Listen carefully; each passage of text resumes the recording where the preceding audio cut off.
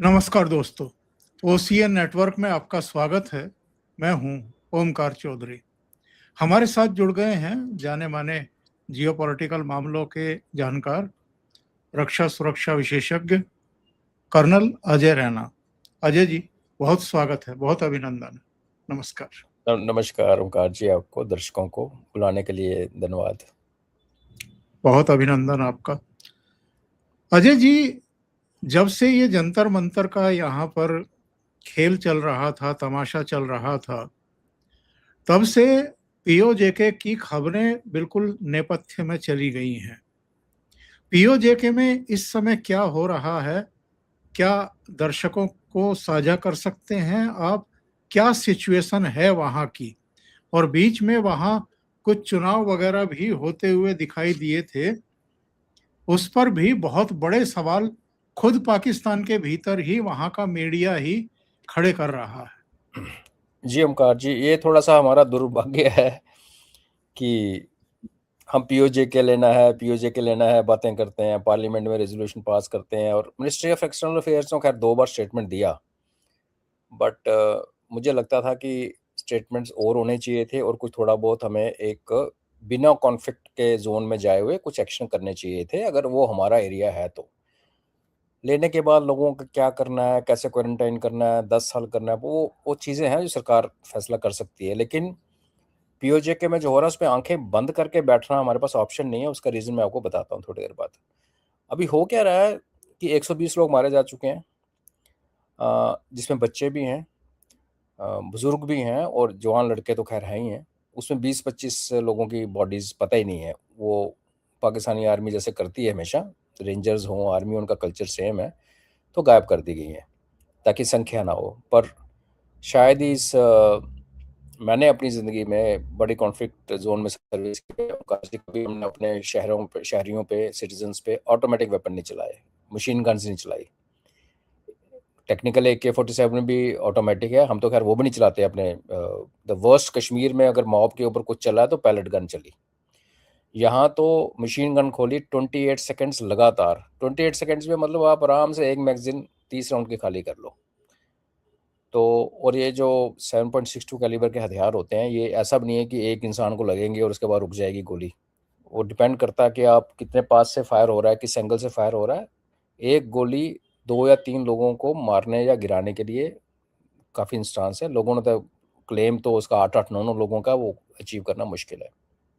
PoJK वाले लोग, जिनके एंसेस्टर्स ने हमारे एंसेस्टर्स को वहाँ से निकाला और हमारे साथ जो भी हुआ, आज वो उस चीज़ की माफ़ी मांग रहे हैं। शुरू में जब ये प्रोटेस्ट स्टार्ट हुआ तो वो पाकिस्तान के ख़िलाफ़ ही था। पाकिस्तान को राशन पानी उनका बंद कर दिया और गाज़ा वाला पाकिस्तान, जिसको गाज़ा का बड़ा दर्द होता है, उसने पूरे पीओजेके को गाज़ा बना रखा है। राशन बंद, मेडिसिन बंद, LPG ख़त्म। आज शाम की जो मैं किसी से बात कर रहा था तो वो कह रहा था कि अभी जो, क्योंकि इलाका पुंछ हमारे पुंछ रजौरी जैसा है, तो वहाँ जंगल वगैरह हैं ठीक ठाक, तो लोग लकड़ियाँ काट काट के, शहरों में भी रावलाकोट, बाग में लकड़ियाँ काट काट के खाना बना रहे हैं। और खाना कैसे बना रहे हैं कि 4-5-6 कुंबे मिलके, जिसके वरांडे कोर्टयार्ड में जगह है, क्योंकि अब खैर वहाँ फ्लैट वाला तो ऐसा सिस्टम नहीं है, पर छोटे घर में तो वो भी नहीं कर सकते आप। आपको जगह तो चाहिए ना। ऊपर से बरसात का मौसम है, तो बाहर चूल्हा जलाया और बारिश आ गई। और आज शाम तक ये हो चुका था कि लकड़ी तो अवेलेबल है, लेकिन अब आटा अवेलेबल नहीं है, राशन अवेलेबल नहीं है। खास करके रावलाकोट, यहाँ से सारा शुरू हुआ था। आपको पता होगा सर, पीओजेके की जो राजधानी है वो मुजफ्फराबाद है, जो और ऊपर नॉर्थ की तरफ है, और रावलाकोट जो है साउथ पुंछ के सामने है। किसी टाइम पे पुंछ डिस्ट्रिक्ट का, हमारा जब पुंछ डिस्ट्रिक्ट का हिस्सा था, पीर पंजाल के इस तरफ, तो वहाँ पे ये अभी वहाँ के हालात है। तो इन लोगों ने पहले पहले तो पाकिस्तान वालों को गाली निकाली, सब होता होता करते करते करते अभी ये आगे हमसे माफ़ी मांग रहे हैं कि जो हम किया, पूर्वजों ने किया। कोई तो मुझे ये भी कह रहा था कि जम्मू में भी जब वहाँ पे मैसेकर बहुत ज़्यादा हुए थे और वहाँ के शरणार्थी हमारे जैसे उठ के यहाँ आए, तो एलिगेशन लगे कि जम्मू में भी बड़ा मैसेकर हुआ। हालांकि वो आधे से ज़्यादा गलत, फिगर्स गलत हैं। यहाँ भी मारे गए, उसमें ऐसा नहीं कह सकते कि बिल्कुल नहीं हुआ, रियासी में हुआ, बट जिस स्केल में दिखाया जाता है ऐसा है नहीं। अब मैंने आपको शुरू में कहा था कि हम आंख मूंद के नहीं बैठ सकते। उसका मैं कारण ये बताऊं कि पाकिस्तान में अगर आप नक्शे पे देखेंगे तो बलूचिस्तान में भी आग लगी हुई, KPK में भी आग लगी हुई है, गिलगित बल्तिस्तान सिमर जिसको कहते हैं ना, बस उबलने की तैयारी में है, और पीओजेके में आग लगी हुई है। बलूचिस्तान और केपीके में जो आग सालों साल से लगी हुई है, और वहाँ पे पाकिस्तानी गवर्नमेंट का रिट ऑफ जो उनका लॉ है, जो कानून है, वो कोई नहीं मानता, लेकिन वो हमसे फिजिकली दूर है। हमारी बॉर्डर बलूचिस्तान को भी टच नहीं करती और केपीके को भी टच नहीं करते। केपीके मतलब वो जो खैबर पख्तूनख्वा। पीओजेके में जो आग भड़की है, जिसको ये आज़ाद कश्मीर कहते हैं, जिसमें कश्मीर का कोई हिस्सा नहीं है, पूरे का पूरा जम्मू का इलाका है, उसमें जो आग लगी है ओंकार जी, अगर ये आग फैली, और क्योंकि मैं उस इलाके से आता हूँ, हमारी कॉमन एंसेस्ट्री है, तो ये लोग ना हार मानने वाले नहीं हैं। ये थोड़े से जिसको कहते हैं ना बद दिमाग का टाइप लोग हैं, अड़ गए तो अड़ गए। इसलिए आपने देखा होगा गोलियां वोलियां चल रही है लेकिन परवाह कोई नहीं। वो कह रहे हैं अपने लेक्चर में, क्या वहाँ बोला जाता है, जो बंदा खड़ा होकर बोलता है, अपने बच्चों को अपील करता है कि भाई मैं मारा जाऊंगा, don't worry, you carry on, खत्म मत करना इसको, मरने मरने का वहाँ कोई ज़्यादा पंगा नहीं है। अब इनका क्या है कि 60,000 के आसपास इनके रिटायर्ड फौजी यहाँ पे रहते हैं पीओजेके में, बिकॉज की आज़ाद कश्मीर रेजिमेंट है, जो अगेन बलोच रेजिमेंट और पश्तूनियों की जो फ्रंटियर फोर्स, उस मुकाबले की लड़ाकी फ़ौज है तगड़ी। जो ये 3-4 जो सेगमेंट है पाकिस्तान में लड़ाके, एक बलोच हैं, बलोच रेजिमेंट्स हैं, जो एक जो पश्तूनों के रेजिमेंट्स हैं, और एक NLI नॉर्दर्न लाइट इन्फेंट्री जिसने कारगिल में लड़ाई लड़ी थी, जो कि गिलगित बल्तिस्तान से आती है सारी की सारी, और फिर आज़ाद कश्मीर 32 बटालियंस है। तो और इनके 30,000-35,000 के आसपास लड़के जो हैं वो इस टाइम पाकिस्तान आर्मी में सर्विस कर रहे हैं। तो अगर वो लोग भी बगावत पे आ गए, और आपने अगर वीडियो देखे होंगे तो यहाँ जो लोग गोलीबारी में मारे जा रहे हैं, उनकी जब दफनाने का टाइम आता है, तो जो रिटायर्ड फौजी हैं वो अपने वाले जो लाइसेंस वाले हथियार लेके उनको गार्ड ऑफ ऑनर देते हैं। तो पीओजेके के अंदर हथियार है। पीओजेके के अंदर तब भी हथियार था जब महाराजा हरि सिंह की हुकूमत थी, तब भी इन्होंने यहाँ पे बहुत गदर किया था, लेकिन उन्होंने वो हथियार अभी पाकिस्तानी फोर्सेस के खिलाफ लगाया नहीं, यूज़ नहीं किया। जिस दिन ये लाइन क्रॉस होगी कि क्राउड के अंदर से पाकिस्तानी फोर्स के ऊपर गोली चली, उस दिन पीओजेके को संभालना पाकिस्तान के लिए इम्पॉसिबल हो जाएगा। और हम ना भूलें कि टीटीपी जिसने केपीके में गदर मचा रखा है, उनका भी एक कश्मीर विंग है, पिछले साल बना था। तब हमारे मेन मीडिया वाले शोर मचा रहे थे अब कश्मीर में आ जाएंगे। तब भी मैंने कहा था वो हमारे कश्मीर में नहीं आ रहे, वो अपने पीओजेके में, जिसको आज़ाद कश्मीर कहते हैं, उसको वो सीधा करने के चक्कर में है। तो वो उनकी प्रेजेंस अभी रिपोर्ट हो रही है, लेकिन वीडियो भी आया था। बट अभी वीडियो में ये देखना बड़ा मुश्किल होता है कि ये रेली पीओजेके का अंदर का इलाका है, जाके चित्राल है, जाके पीके है, कहाँ का है। तो वो अगर उस लेवल पे चली गई ओंकार जी, जियोग्राफी जो है वो लोकल्स को फेवर करती है, और पाकिस्तान आर्मी की पूरी रसद जो है, सप्लाई लाइंस हैं, किशनगंगा वैली को जाती हैं, वो पूरी कट जाएंगी। और अगर इनका केपीके के साथ हाथ मिला लिया इन्होंने, जैसे केपीके में टीटीपी ने बलोचों के साथ बलोचिस्तान में हाथ मिलाया हुआ है, अगर इनका भी हाथ मिल गया तो आप ये समझ लीजिए गिलगित बल्तिस्तान में जो पाकिस्तानी फौज है उसकी भी रसद खत्म हो जाएगी। वहाँ भी ये लिमिटेशन है, साल में 3-4 महीने वहाँ पे गाड़ियाँ जाती हैं, पूरे साल की स्टॉकिंग करके आती हैं, बिकॉज रास्ते बर्फ पड़ जाती है, बाद में फिर रास्ते ब्लॉक हो जाते हैं। जो आपने सीट्स की बात की, उसमें इशू ये है कि इनकी 53 सीट्स हैं पीओजेके में। अब पीओजेके का अपना सुप्रीम कोर्ट दिया हुआ है, उनका हाई कोर्ट है, उनका सुप्रीम कोर्ट है। वो इसलिए नहीं दिया कि उनको पीओजेके वालों को आज़ादी दी है ना, वो इसलिए कि पीओजेके का बंदा अगर उसे लगता है कि मेरे से इंसाफ नहीं हुआ, तो पाकिस्तान के सुप्रीम कोर्ट में नहीं जा सकता। पीओजेके वाले पाकिस्तान के इलेक्शन में वोट नहीं डाल सकते, तो उनको लगे रखा हुआ है। तो उनकी जो 53 सीट्स हैं, उसमें से 12 सीट्स के इलेक्शन जो है वो पीओजेके के बाहर होते हैं। अब जैसे हमारे जम्मू कश्मीर में इलेक्शन है, बहुत सारे बच्चे कश्मीरी पंडित बेचारे बहुत सारे बाहर हैं, हमारे भी लोग बाहर हैं, और फौजी भी बाहर हैं। तो हमारा क्या होता है, बैलेट वोटिंग होती है, पोस्टल बैलेट आते हैं। इन्होंने उल्टा कर रखा है, क्योंकि पीओजेके के काफ़ी लोग बाहर काम करते हैं, बिकॉज वहाँ जॉब अपॉर्चुनिटीज़ है नहीं, पढ़े लिखे, पढ़ाई का लेवल बड़ा अच्छा है पीओजेके में, 90% से ऊपर लोग एजुकेटेड है, लेकिन अंडर डेवलप्ड एरिया है, सरकार ने लूटा लगा पैसा लगाया नहीं। तो इनके लोग लाहौर में, इस्लामाबाद में, रावलपिंडी में, हर जगह काम करते हैं, कराची में भी। उस बहाने पे पाकिस्तान गवर्नमेंट ने 12 सीट्स का इलेक्शन पीओजेके के बाहर होता है। ये नहीं कहते कि तुम पोस्टल बैलेट करो, ये कहते हैं हम इलेक्शन ही बाहर करवाएंगे। तो 12 की 12 सीट जो है वो ISI पाकिस्तान डिसाइड करती है बेसिकली। तो 53 में से 12 सीट्स निकल गई आपकी। फिर जब असेंबली इनकी बनती है उसमें से प्रेसिडेंट चुनता है तो 5 सीट्स वो नॉमिनेट करता है। तो आप मानिए कि 53 में से 17-0 से मैच स्टार्ट होता है। 17 सीट्स पहले ही पाकिस्तान आर्मी के हाथ में होती हैं। उसके खिलाफ ये प्रोटेस्ट चल रहा है। मैं दोबारा उस पॉइंट पे आता हूँ कि मैं क्यों कह रहा हूँ कि हम आंख मूंद के नहीं बैठ सकते कि ना हमारा बलूचिस्तान से बॉर्डर मिलता है, ना केपीके में बॉर्डर मिलता है, लेकिन पीओजे के लैंड लॉक्ड है। एक तरफ पाकिस्तान का पंजाब है, एक तरफ पाकिस्तान का केपीके है, और एक तरफ ऊपर गिलगित बल्तिस्तान, और एक तरफ हम है। कल को अगर इन्होंने आज़ादी ले ली लड़ झगड़ के, तो ये जाएंगे कहाँ? इनकी सप्लाईज कहाँ से आएंगी? और हमारी पार्लियामेंट का रेजोल्यूशन है कि पीओजे के हमारा है, तो दैट मीन्स हमें किसी ना किसी लेवल पे इन्वॉल्व होना पड़ेगा। हम इसको आंख मूंद के नहीं बैठ सकते। बलूचिस्तान में हमारा कितना हमारे ऊपर एलिगेशन लगता है कि हम उनको सपोर्ट कर रहे हैं, जो भी है वो हमसे बॉर्डर हमसे दूर है, और कभी हम चाहें स्विच ऑन स्विच ऑफ कर सकते हैं। यहाँ क्या करेंगे? इसलिए मैं काफ़ी दिन से कह रहा हूँ कि आप लाइन ऑफ कंट्रोल की जो क्रॉस एलसी फायरिंग स्टार्ट करो, बड़े सालों तक होती रही है, दोबारा कर दो, ताकि पाकिस्तान आर्मी जो उनको मारने में लगी है लोकल्स को, वो फिर हमारे इधर छुपने में लग जाए, उनकी अटेंशन और प्रेशर रिलीज हो जाए सिविलियंस के ऊपर। दूसरा, हम ड्रोन बेच के दवाइयाँ ड्रॉप कर सकते हैं दिखाने के लिए कि भाई हमारा इलाका है। एक जो क्लेम, ओनरशिप की क्लेम जो हम नहीं कर रहे, तो मेरे को उसके बारे में भी थोड़ा सा अपने व्यूज़ हैं कि ऐसा नहीं होना चाहिए, हमें क्लेम करना चाहिए। जैसे मैंने कहा, कल उनके साथ क्या करना है, उस टेरिटरी के साथ क्या करना है, उन लोगों के साथ क्या करना है, वो कल देखेंगे। उसका प्लान सरकार ने पक्का बनाया होगा। लेकिन आज जो ऑप्टिक्स है ना, उसमें ऐसा लग रहा है कि वो लोग अभी गुहार कर रहे हैं और हम लोग बिल्कुल ही परवाह नहीं कर रहे। अच्छा, हमारे यहाँ इमोशन ये भी है कि हम इनको साथ में क्यों लें, हमारे क्या लगते हैं? यहाँ से तो टेररिस्ट आते थे कश्मीर में, वो इमोशन अपनी जगह बिल्कुल सही है। तो एक बड़ा कॉम्प्लेक्स सा सिचुएशन बन चुका है ये, और आई थिंक हमें अपने आप को असर्ट करना चाहिए। इसलिए असर्ट नहीं करना चाहिए कि हमें उनसे कोई प्यार हो जाए, मोहब्बत हो गई, नो। इसलिए असर्ट करना चाहिए कि अगर हम डिक्लेयर कर चुके हैं पार्लियामेंट के अंदर बैठ के कि पीओजे के हमारा है, तो हम आंख मूंद के नहीं बैठ सकते। और वो ये मैं खुद उन लोगों में से हूँ जो कहता हूँ कि फौज भेज के पीओजे के ऊपर लड़ाई करना बेवकूफ़ी है, हमें अपने फौजियों को नहीं मरवाना। मगर अगर आपके गोदी में गिर रहा है आके, तो फिर आपने क्या करना है? उसकी पॉपुलेशन को क्या हम क्वारंटाइन में डाल सकते हैं 10 साल 15 साल?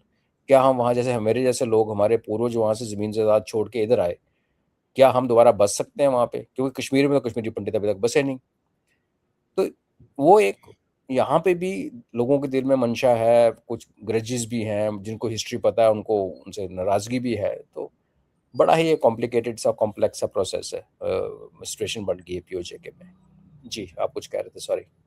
जी, मैं ये कह रहा था कि सरकार चुप रह कर के क्यों देख रही है? एक्टिव क्यों नहीं है? कोई हस्तक्षेप क्यों नहीं कर रही है? या बयान देने से परहेज क्यों कर रही है? वही मैं खुद इस थोड़ा अचंभित हूँ कि इतना कुछ हम, पाकिस्तान ने हमारे साथ किया, और आज मैं आपको बताऊं, मेरे जो मित्र हैं उस तरफ, वो कह रहे हैं कि हमें हथियार दो। एक्चुअली मेरे पास रिकॉर्डेड है, मैं अगर बोलो तो मैं आपको ऑडियो सुना देता हूँ कि हमें हथियार दो। अब जो पाकिस्तान ने हमारे साथ किया, उसको पाकिस्तान हमें अटैक करेगा, फिर हम ऑपरेशन सिंदूर करेंगे, उससे अच्छा एक सिचुएशन आपके सामने बन रही है कि आप वही आग जो पाकिस्तान ने हमारे यहाँ लगा के रखी, आप उस आग को वहाँ भड़का दो। अब हम ये कहें कि नहीं हमारा बुद्ध का देश है हमारा, मैं आपको वो ऑडियो सुनाई देता हूँ ताकि दर्शक ये ना सोचें कि मैं ऐसे हवा में बातें कर रहा हूँ। और मैं जी, जी। मित्र इसलिए कहता हूँ क्योंकि मैं इस इलाके को बिलोंग करता हूँ, और हो जाता है कुछ, जो मेरी जॉब प्रोफाइल भी रही है, तो कुछ कॉन्टैक्ट बन जाते हैं। तो मैं छोटा सा ऑडियो है, मैं आपको थोड़ा सा सुनाता हूँ। जी, जी, जी। नमस्ते कर्नल साहब, काफी दिनों के बाद हाजिरी लगवा रहा हूँ। एक कर्नल साहब, बात यह है कि अब हालात इस स्टेज तक पहुंच चुके हैं कि काफी दोस्तों ने रब्ता किया मुझसे कि मशवरे मांग रहे हैं कि अब मजीद क्या करना है। तो मैंने तो मुसल्लह जदोजहद की उनको एडवाइस किया है। तो अगर हमें कोई वेपन की जरूरत पड़े तो क्या आप लोग हमारी मदद कर सकेंगे?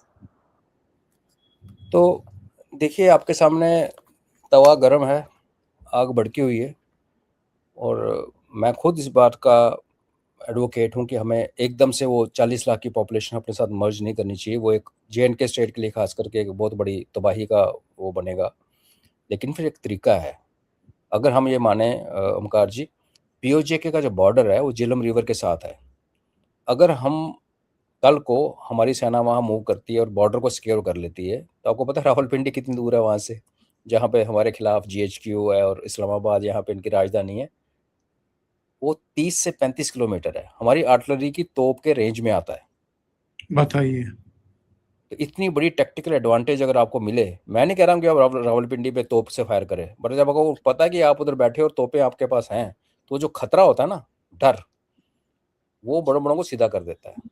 तो क्यों हम अपने जवान मरवाएं, क्यों हम वेट करेंगे कोई कुलगाम में किलिंग हो, क्यों हम करेंगे अनंतनाग में किसी पुलिस वाले को मारा जाए और फिर हम जाके कुछ स्ट्राइक करने की कोशिश करें। सामने उबलता हुआ आपके पास स्पॉट बॉइलिंग जिसको कहते हैं वो है। तो मैं खुद ही हैरान हूँ कि हम क्यों इतना और हमें लड़ाई करने की ज़रूरत नहीं है ओमकार जी। आज हमने लड़ने की ज़रूरत नहीं है। कोई हथियार मांग रहा है, हथियार दीजिए। और हथियार मैं अभी, आप दर्शक सब जानते हैं, हमें यहाँ से ज़रूर देने हैं। हमारे मित्र बैठे हैं उस तरफ, अफगानिस्तान में कॉन्टैक्ट है, रशिया उधर से अफगानिस्तान के साथ डिफेंस पैक्ट करके बैठा, बड़ा कुछ हो सकता है। और हमारे जब मनमोहन सिंह साहब ने खुद ही बोल दिया था कि अब बलूचिस्तान में हम दे रहे हैं, तो फिर अब इसमें छुपा हुआ क्या रह गया? पाकिस्तान मीडिया में जाके देखेंगे वो तो हमारी गालियाँ निकाल रहे हैं। तो जब गालियाँ पड़ ही रही हैं तो फिर करो, क्योंकि उन्होंने हमारे साथ 50 साल यही किया है। और अगर हम उनको वापस नहीं जवाब दे सकते, तो फिर मेरे को तो एक्सप्लेनेशन समझ नहीं आती जी।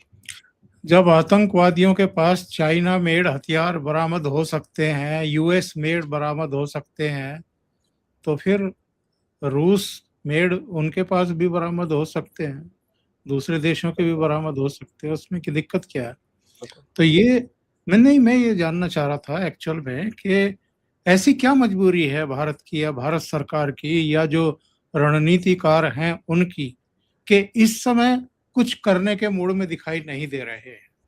मुझे लगता है कि एक जो सोच इसके पीछे ये हो सकती है अवकार जी, कि आप एक कॉन्फ्लिक्ट वाली सिचुएशन शुरू तो कर सकते हो, उसको कंट्रोल नहीं कर सकते। पाकिस्तान इस टाइम फ्रस्ट्रेटेड है और यूएस पाकिस्तान के साथ खड़ा है पीछे, उसको ईरान के लिए काम करना चाहिए। चाइना भी अपनी दाल गलवाने के लिए पाकिस्तान का यूज़ करता है।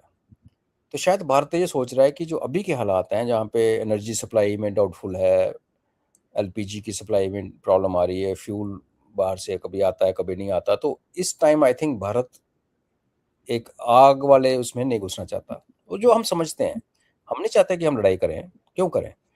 मगर अगर हम 200-300 राइफल वहाँ पकड़ा देते हैं पार्ली साइड, तो उसमें लड़ाई तो नहीं हुई ना हमारी, हम डायरेक्टली इन्वॉल्व तो नहीं हुए। पाकिस्तान इतने साल हमें काट काट के 1000 कट्स की पॉलिसीज करता रहा, तो हर बार लड़ाई थोड़ी हुई है। लड़ाई तो तब हुई जब वो कारगिल की पहाड़ियों पे आके बैठा, और जब दूसरा भी पहलगाम में उन्होंने बेवकूफ़ी किया, उरी सर्जिकल स्ट्राइक। उसके नीचे बहुत बड़े, जैसे हमेशा मैं कहता हूँ, मल्टी डायमेंशनल वॉरफेयर का टाइम है। फुल फ्लेज लड़ाई करने से नीचे बहुत सारे लेवल्स हैं जो कि आपको सुरक्षित रखते हुए आपको दुश्मन को तोड़ने का काम करने में मदद कर सकते हैं। तो अब सरकार की सोच का जो मेरे को लगता है, जो मैंने कहा, ये पॉसिबिलिटी है, बट इतने सियाने लोग बैठे हैं ऊपर, वो पक्का सरकार को मशवरा देते होंगे कि बिना लड़ाई में जाए हुए कुछ ना कुछ हम ये कर सकते हैं। एक बात और ये भी है कि जैसे आप 71 में अगर अपना माइंड वापस लेके जाएं, जो बांग्लादेश में हुआ वो पीओजेके में हो रहा है। पीओजेके में भी रेप के एलिगेशन भी आने शुरू हो गए।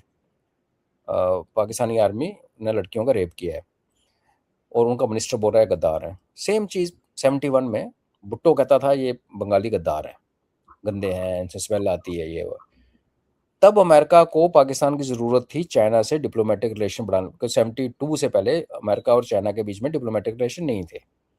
तो पाकिस्तान एक टट्टू की काम कर रहा था, और उसने एक्चुअली 71 और 72 में चाइना और अमेरिका के डिप्लोमेटिक रिलेशन शुरू किए ऑफिशियली।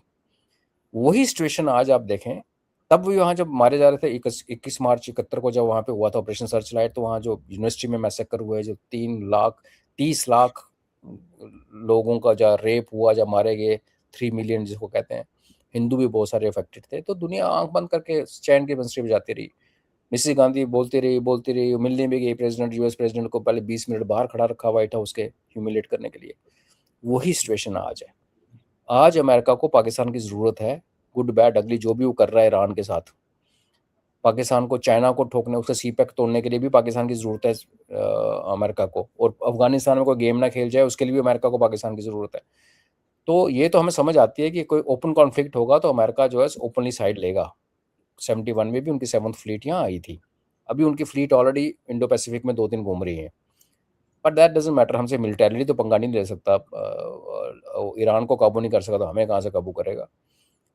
बट कुछ होगा, कुछ और इनपुट्स होंगी जो हमें नहीं पता, या कुछ प्लान होगा।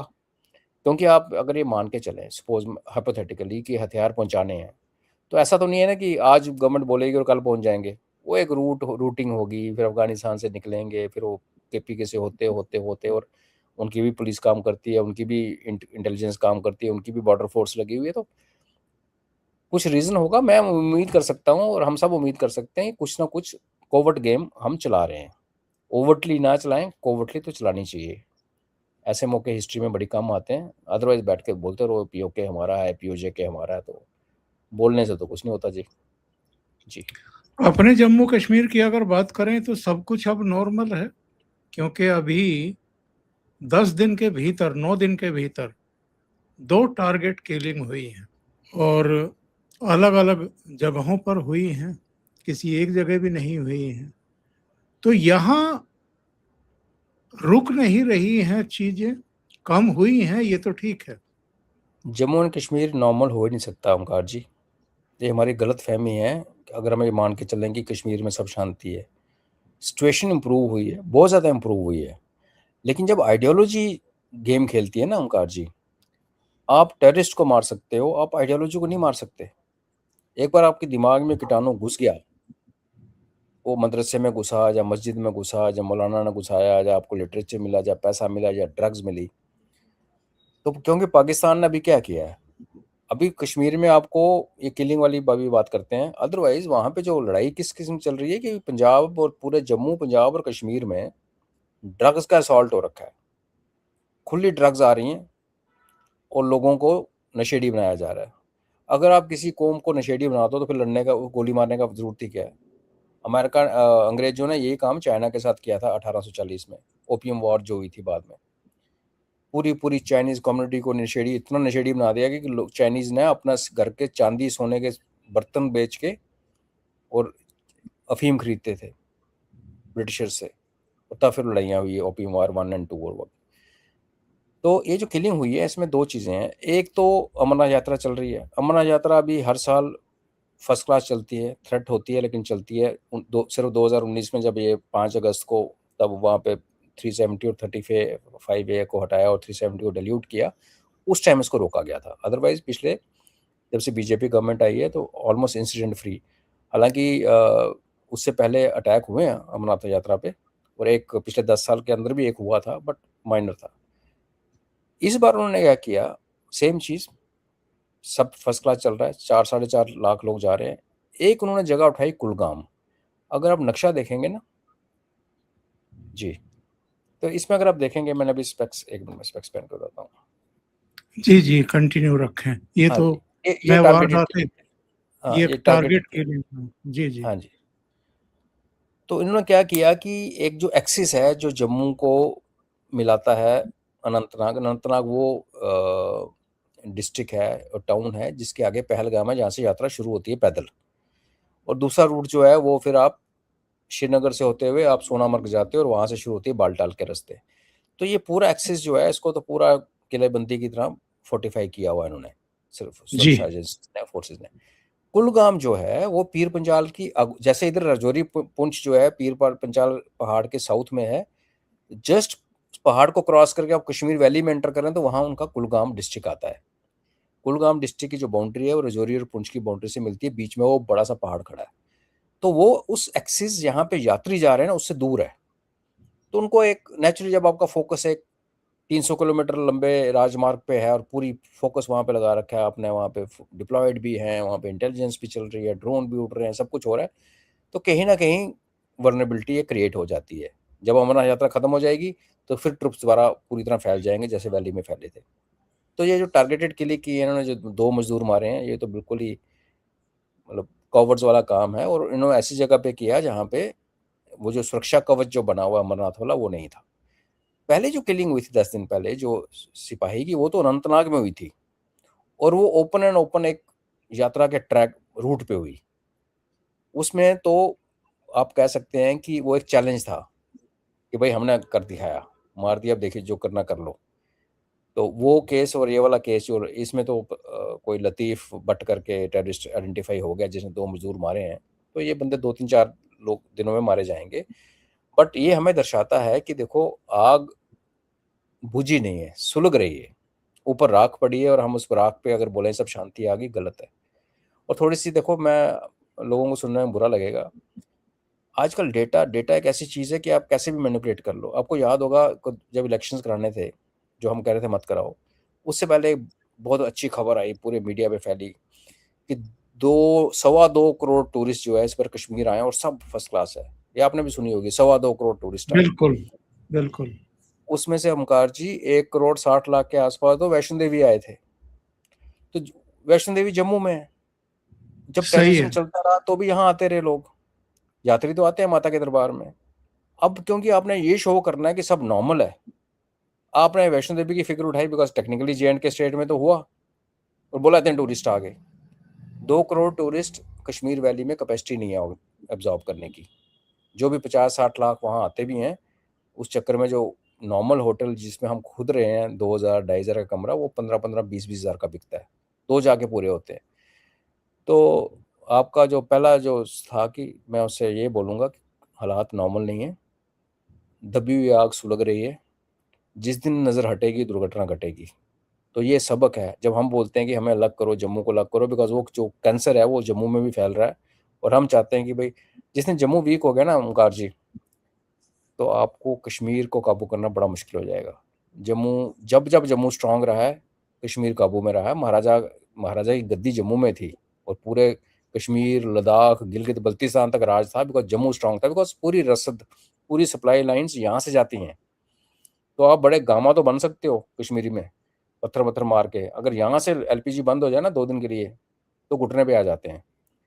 तो इसको स्ट्रॉन्ग करना जरूरी है। पर अनफॉर्चुनेटली क्या हो रहा है कि जम्मू वीक हो रहा है दिन ब दिन डेमोग्राफिक असॉल्ट हो रही है, यहाँ की डेमोग्राफी बदल रही है धड़ाधड़, और लोगों को लगता है कि पूरी दुनिया की नजरें जो के कश्मीर अभी भी देखिए जो पीओजेके में हो रहा है।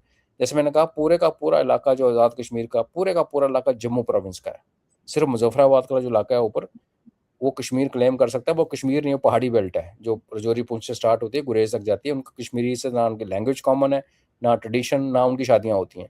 पर कश्मीर के, चलो पीर पंजाल के उधर कश्मीर बोलते हो, तो वो थोड़ा सा एरिया आप कह सकते हो कश्मीर का। पीओजेके में पूरे 90% लोग जो इलाका है वो जम्मू का है, और पीओजेके में कश्मीरी बोलने वाली पॉपुलेशन पाकिस्तान के अपने सेंसस के हिसाब से 5% है। हमारा जो अपना हिसाब किताब है उसमें को 3% है।